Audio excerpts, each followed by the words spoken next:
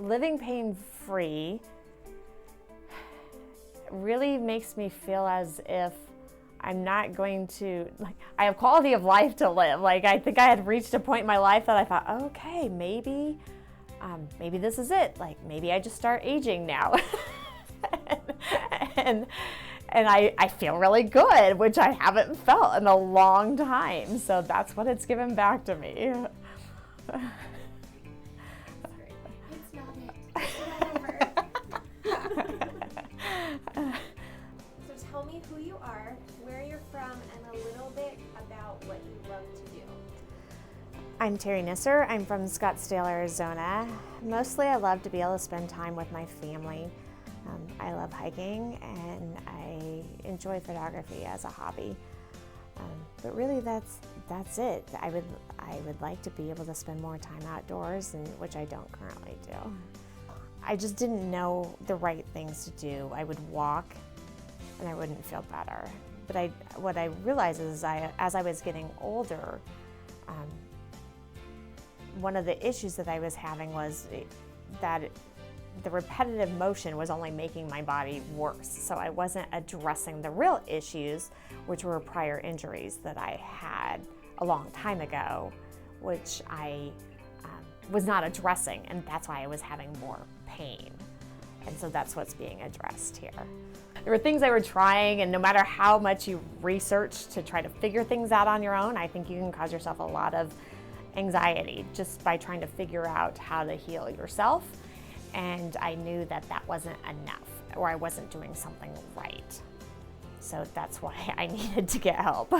I feel that maybe it's an underutilized service. And the reason why I came is because I was recommended by my doctor at the Mayo, and they said find a good physical therapist, somebody who's really going to work with you and teach you how to exercise. And I feel that's most of the problem for most people is we don't know how to take care of our bodies. It's not just doing exercises to get better, but it's how to take care of ourselves overall. And it changes our mindset, not just how we feel. Make little progress and make realistic goals. That's the main thing I can do now, is to understand that I can make small goals that are realistic goals that can eventually lead to bigger goals that I never really anticipated before. I understand that there's this process that you have to go through and it takes time, but it's doable and it's achievable. My big overall goal was to start setting higher goals for myself, really, to maybe expect more of myself, athletically, physically. I've always been very leisurely about how I exercise, and now I know that even if I wanted to go do a 5K, participate in runs, participate in further hiking, that I could set realistic goals for that and accomplish it. The first thing I would say about getting help from DPT is just try. It's just so different from other physical therapies. People have a tendency to think that physical therapy is what you do after you've been injured. And that's not what this is at all.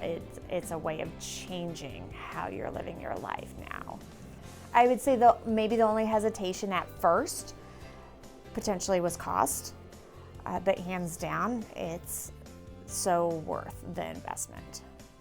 Well, I feel great about it because I feel great about it, my husband as well feels great about it because he sees that I'm happier. And so, yes, it's all been worth it. I've already continued my therapy from the original sessions that I wanted to, just because I want to stay to help grow and maintain my health. I want him to know about DPT that it's easy.